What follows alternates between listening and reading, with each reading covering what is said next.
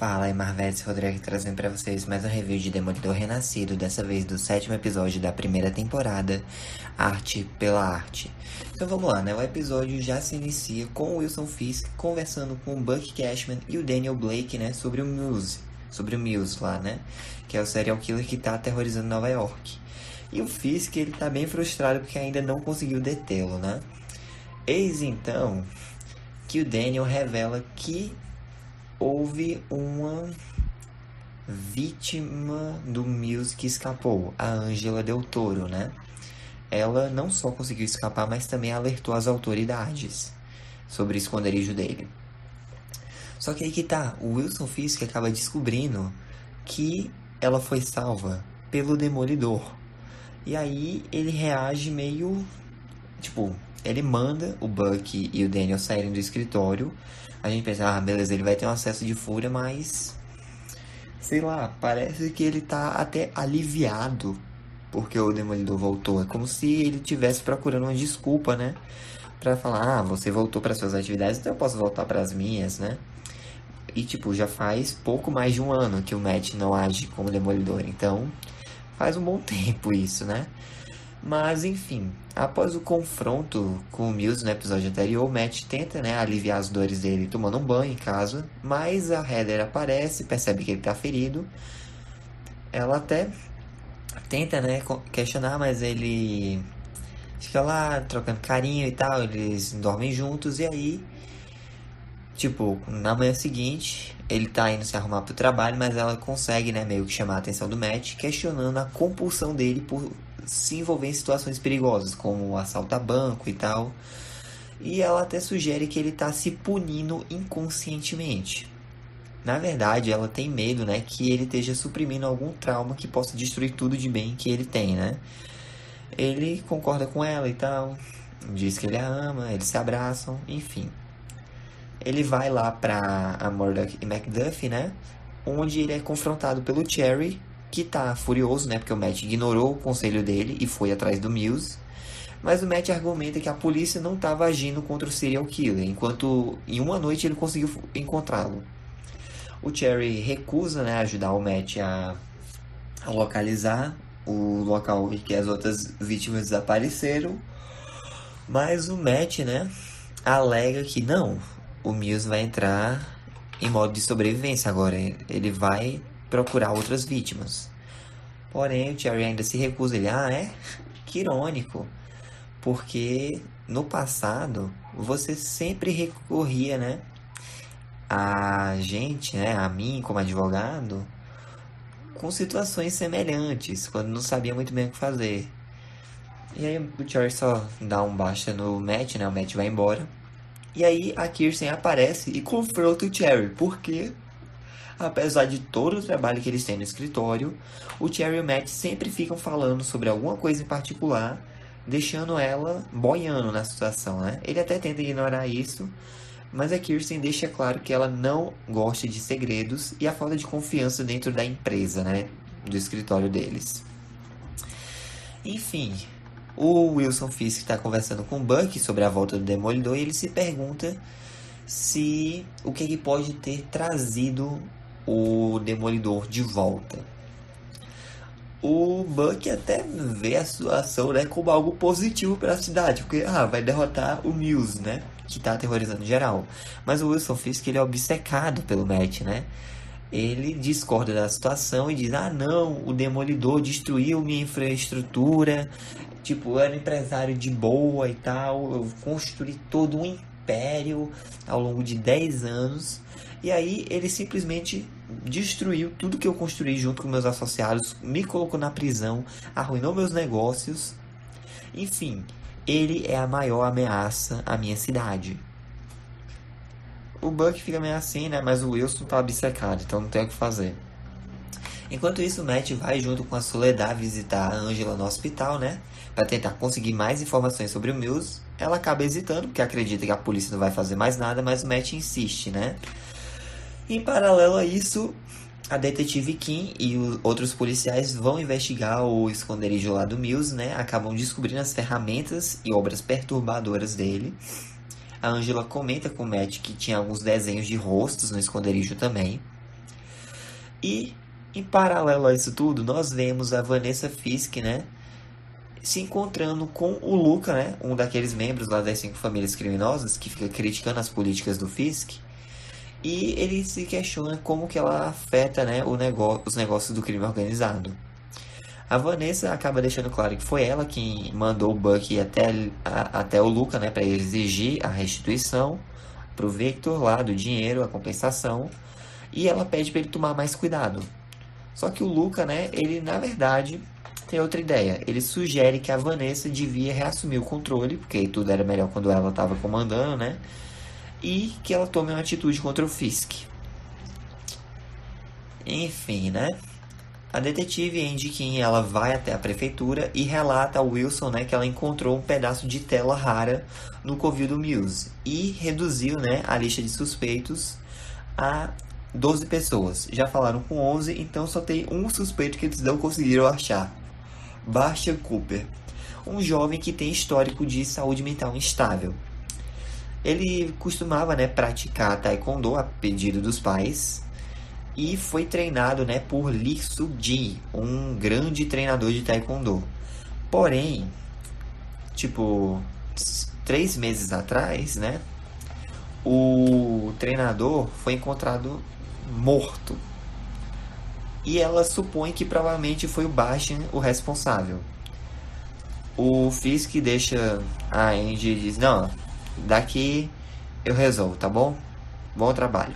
E aí, né, no caso, ele vai deixar a força-tarefa antivigilantes dele lidar com o caso. Então, nós vamos, né, para o consultório da Heather, onde ela recebe justamente o Bastian. E aí, né, ele fala sobre os problemas que teve com a família, o desejo dele de ser reconhecido como artista, né? E como, graças a ela, ele tá podendo finalmente mostrar esse lado dele. E como a cidade finalmente tá vendo ele por quem ele realmente é. Então o nariz dele começa a sangrar e ele usa o próprio sangue para desenhar uma imagem do Mills no papel. A Heather já percebe a situação, né? Mas antes que ela possa fugir, ela é nocauteada. E aí que tá. Enquanto a polícia tá investigando o covil do Mills, o Matt entra furtivamente lá como o Demolidor, né? E examina os esboços de desenhos do Mills. Porém, um dos esboços foi desenhado com uma tinta mais grossa e alto relevo. E aí que tá. Analisando lá no tato, ele meio que percebe que tem semelhanças com o rosto da Heather. Ok, isso foi totalmente forçação de roteiro, mas fazer o que, né? E aí que tá. É um retrato desenhado da Heather. Provavelmente ela é o próximo alvo do Mills. Então, ele até tenta sair dali às pressas, mas é flagrado pelo policial Connor, né? Pelo Powell. Mas ele simplesmente nocauteia o Powell antes de fugir. E aí a Heather acorda, né? Ela percebe que tá amarrada. Sim, o Bastian é o Mills, que nem a gente já estava teorizando em alguns episódios. E aí o Mills está preparando a obra de arte final dele. A Heather tenta pedir por misericórdia, mas mesmo assim o Mills vai e faz uma incisão no braço da Heather. Porém, antes que ele possa continuar, ele escuta a sirene da polícia se aproximando, né? Então a Heather começa a provocar o Mills, chamando ele de covarde, ele fica enfurecido, vai pegar uma faca para matar ela, né? Porém, o Demolidor invade o escritório, os dois começam a lutar de uma forma brutal. Joga pra cá, joga pra lá, a Heather consegue meio que se soltar e se arrastando, né? O Mills tem uma hora que ele tá indo pra cima dela, mas o Demolidor vai, puxa ele lá com o bastão dele, né? E aí parece que tem uma hora que o Mills tá indo pra cima do Demolidor e aí a Heather alcança uma arma que tinha ali na mesa e atira várias vezes no Mills, matando-o. Porém, ela acaba desmaiando, né? Então o Demolidor vai até lá e consegue estabilizá-la. Ele até diz: Heather, fica comigo, enquanto ela estava ali, inconsciente. O Demolidor estabilizou a Heather e saiu do local antes que a força-tarefa do Wilson Fisk chegasse, né? E aí eles invadem no escritório, encontram o Mills morto, encontram a Heather inconsciente, né? E aí, um tempo depois, o Wilson Fisk chega até a cena do crime e recebe um briefing, né, do sargento Cole North. Percebendo uma oportunidade política, ele decide mudar a narrativa. Porque o Cole disse, ó, a gente chegou, o Mills estava morto, houve relatos de disparo, mas com certeza, aqui tava um caos, com certeza tinha mais alguém, eu suponho que tenha sido o Demolidor. Mas o Wilson diz, não, como você mesmo disse, tava um caos aqui em cima, não dava pra fazer nada, mas vocês fizeram o seu trabalho, vocês detiveram o Mills, não foi isso? E ele sim. Basicamente, a Força Tarefa vai assumir o crédito pela morte do Mills, o Demolidor nunca estaria ali, né? E aí que tá, pra garantir que a história seja essa, a Bibi acaba sendo chamada, né, na prefeitura. Ela entra na sala do Wilson, só que ele não tá lá. Quem tá é o Daniel, que basicamente a pressiona, né, a divulgar a versão do Wilson Fisk dos eventos, e não que o Demolidor esteve por lá. Porque, né, basicamente, ele fica ameaçando-a, né? Dizendo que ela não sabe como funcionam os negócios de verdade. E que ela tá devendo uma a ele por causa do vazamento do projeto de reciclagem do Fisk. Mas enfim, no hospital a Heather tá se recuperando, né? Ela percebe que o Matt tá ali, confortando, pra fazer companhia, né? E ela tá muito abalada por ter matado alguém, né? Mas o Matt insiste que ela não teve escolha. Ela questiona como ele sabe disso, e ela diz, não, é porque eu te conheço. Então a Heather lembra, né, que o Demolidor chamou ela pelo nome.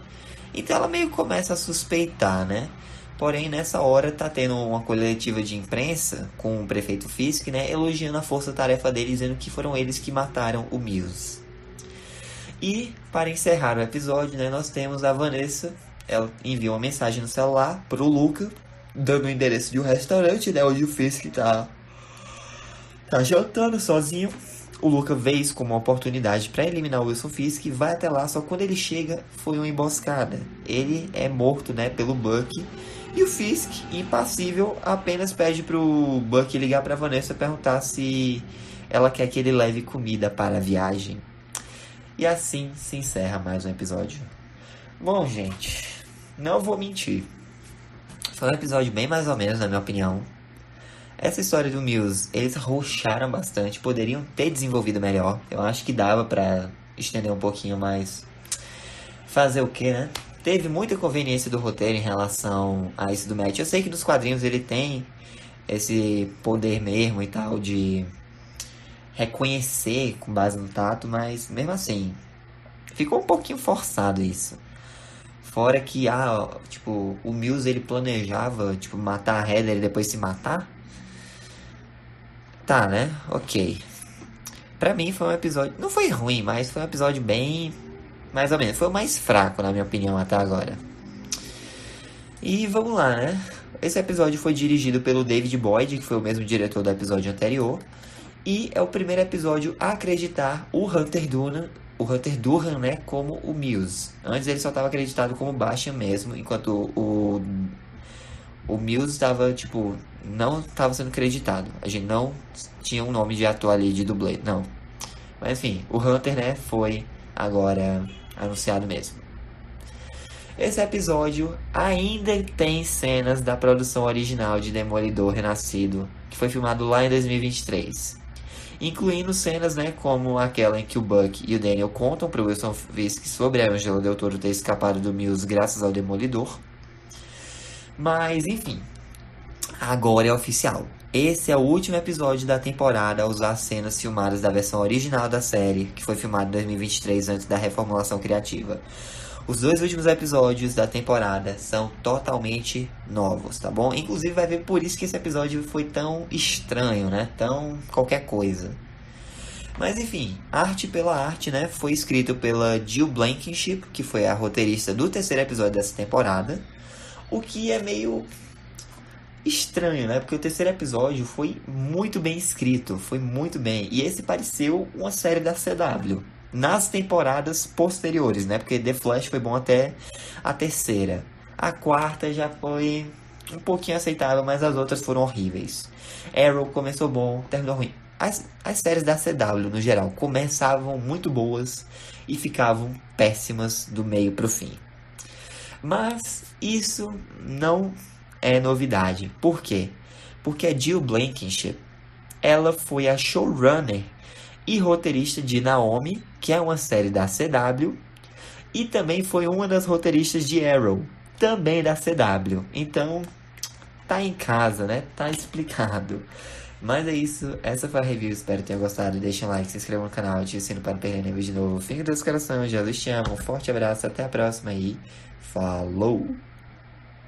Oh, I'm gonna do this on my own. No point in blaming you, you did not know. Oh, I thought you were the one for me.